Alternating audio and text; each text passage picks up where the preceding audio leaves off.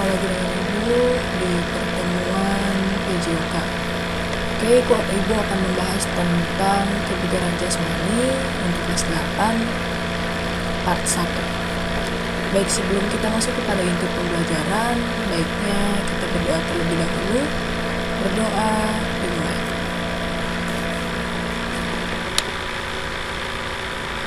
Berdoa selesai. Oke, sekarang kita masuk ke pembelajaran inti kebugaran jasmani.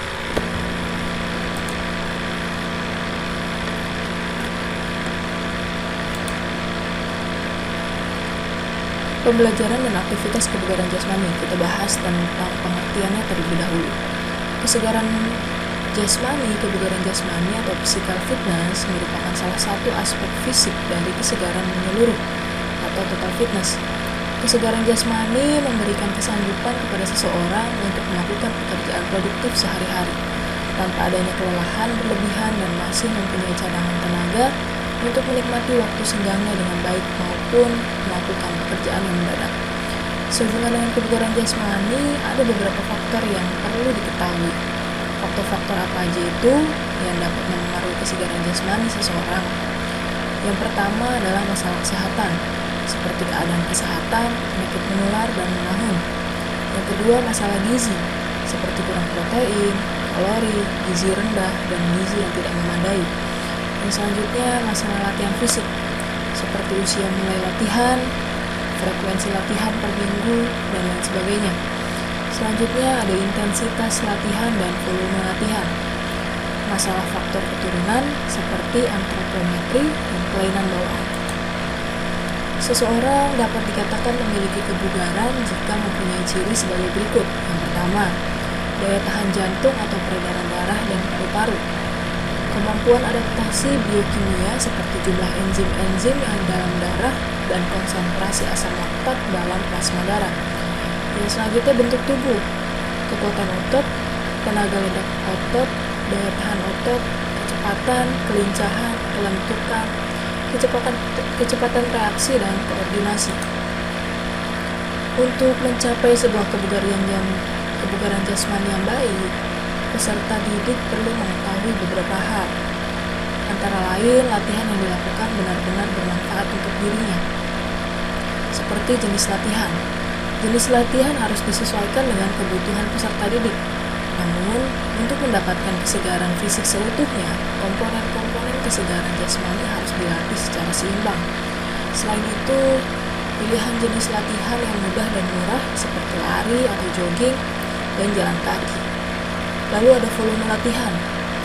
Volume latihan ini adalah bagaimana caranya seseorang untuk berlatih kesegaran jasmani atau kebugaran jasmani. Selain atlet, diperlukan waktu minimal 20 menit, tidak termasuk waktu untuk pemanasan atau pendinginan. Artinya dalam 20 menit itu adalah kegiatan inti pada pelaksanaan kebugaran jasmani. Lalu ada frekuensi latihan. Untuk mencapai sebuah kesegaran jasmani atau kebugaran jasmani yang diinginkan, latihan sebaiknya lebih sering dilakukan. Latihan 5 kali seminggu tentu memberikan efek lebih baik daripada latihan 2 kali seminggu. Untuk seseorang selain atlet, latihan 3 kali seminggu dirasa cukup. Meskipun demikian, latihan 4 atau 5 kali seminggu memberikan hasil yang sedikit lebih baik. Yang terakhir adalah intensitas latihan. Untuk menentukan intensitas latihan, khususnya untuk perkembangan daya tahan kardiovaskular, dapat diterapkan teori Katz and Merdel. Mula-mula hitung frekuensi denyut nadi maksimal atau DNM dengan rumus seperti yang Ibu tampilkan di layar.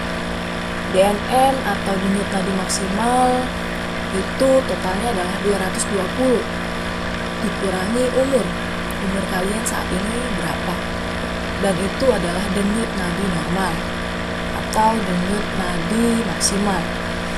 Untuk menentukan denyut nadi maksimal seorang siswa yang mungkin berumur 13 tahun dapat menggunakan rumus sebagai berikut. DNM sama dengan 220 dikurangi umur atau sama dengan 220 dikurangi 13 sama dengan 207. Jadi, nadi maksimal siswa yang berumur 13 tahun adalah 207 denyut nadi per menit. Lalu selanjutnya ukur tekanan intensitas latihan.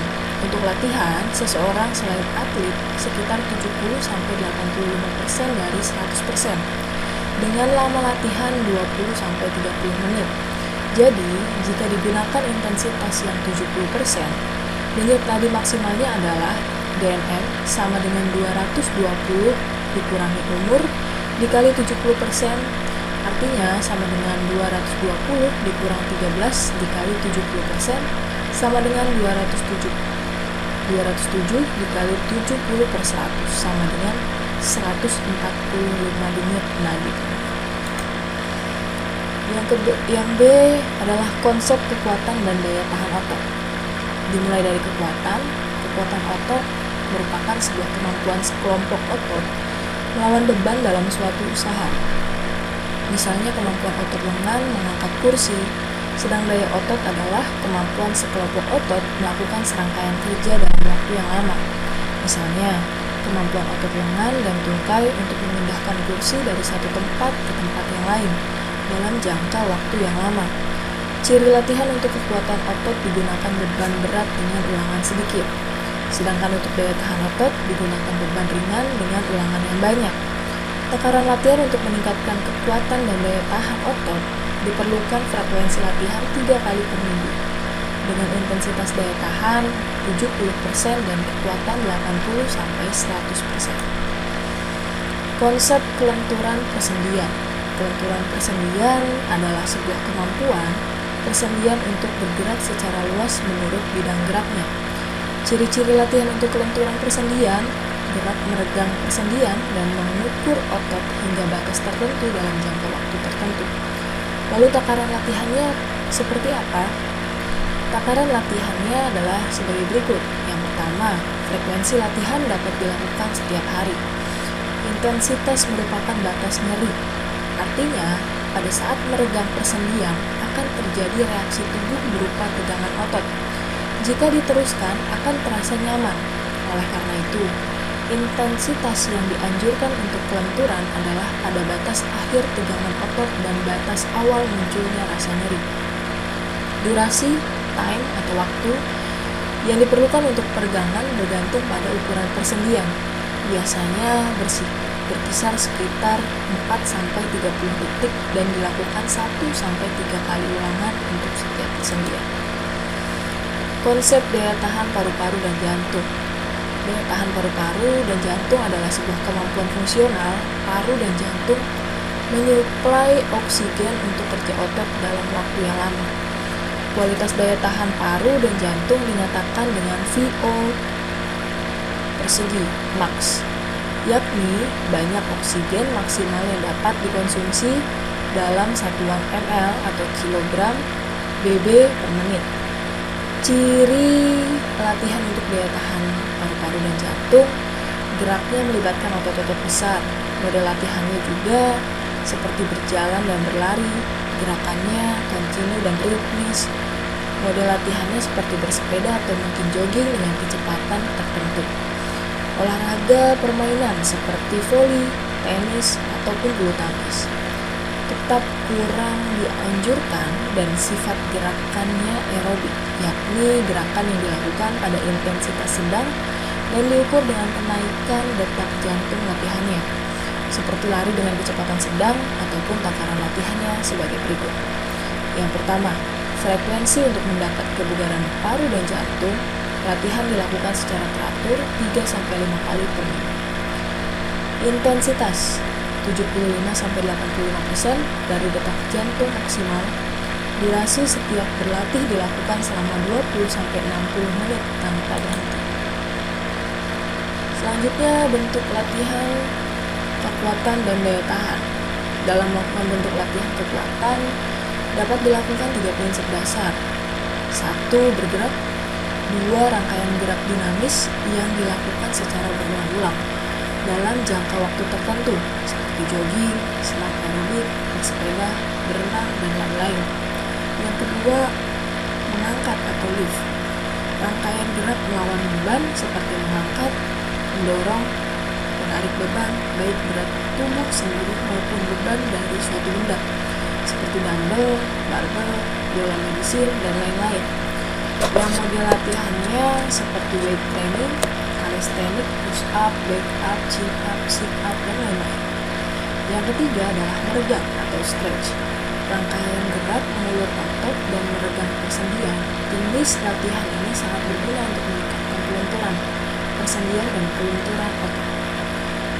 Berikut latihan yang bisa dilakukan oleh teman-teman. Yang pertama, kekuatan dan daya tahan otot lengan, dada, dan bahu dengan push up. Untuk woman ya. Yang pertama, aktivitas push up dengan tumpuan kedua lutut dan tangan, dilanjutkan dengan tumpuan kedua ujung telapak kaki dan kedua tangan. Seperti yang sudah saya tampilkan dalam gambar, bisa diperhatikan posisi yang baik dan benar pada saat melakukan push up. Persiapannya, posisi awal telungkup bertumpu dengan kedua tangan dan kedua lutut, badan lurus, pandangan ke depan.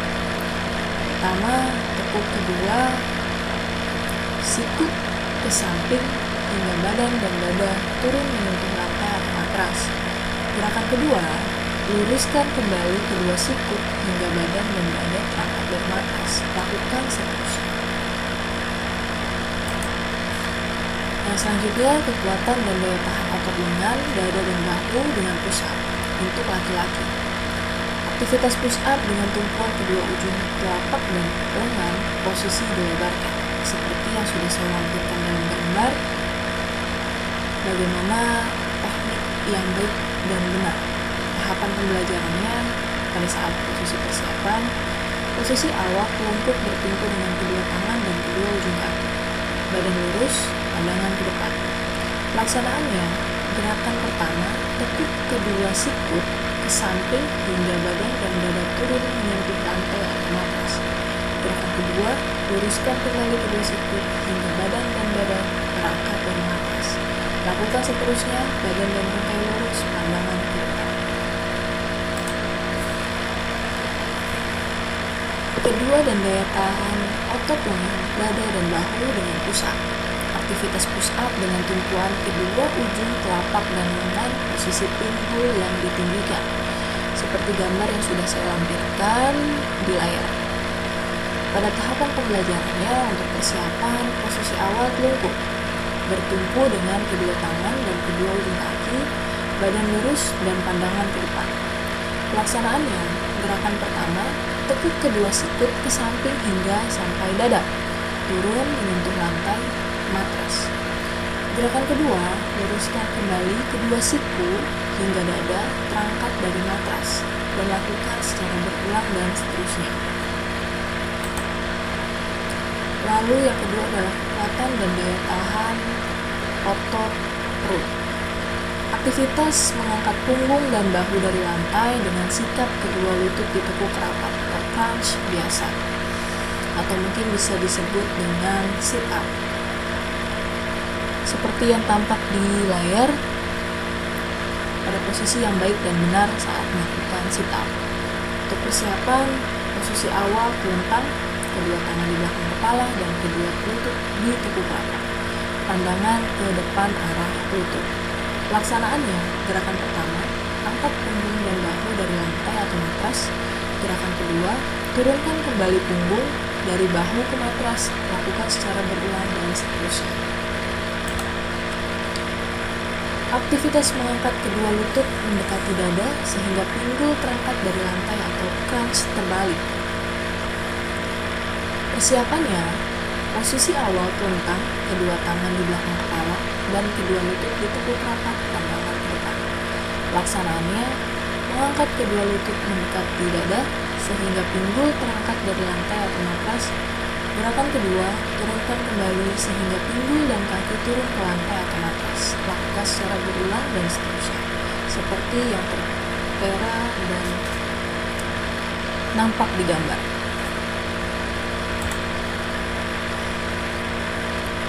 Yang ketiga, aktivitas gerak kedua tangan seolah-olah menarik tali hingga pundak terangkat dari lantai atau crunch menarik tali.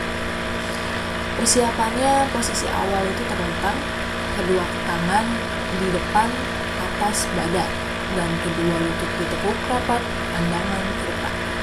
Pelaksanaannya, kedua tangan seolah-olah menarik tali, hingga pundak terangkat dari lantai atau matras. Gerakan kedua, turunkan kembali sehingga pundak turut ke lantai atau matras, dan lakukan secara berulang dan seterusnya. Seperti gambar yang tertera di layar, posisi yang baik dan benar melakukan crunch, menarik tali. Baik, untuk materi part 1 kebugaran jasmani dari awal sampai akhir tadi sudah Ibu jelaskan. Semoga bermanfaat. Kita akan bertemu lagi di part kedua di pertemuan selanjutnya kebugaran jasmani. Semoga bermanfaat untuk kalian semua. Jangan lupa dicatat dan dipahami apa maksud dan tujuan dari materi yang sudah disampaikan pada part 1. Wassalamualaikum warahmatullahi wabarakatuh.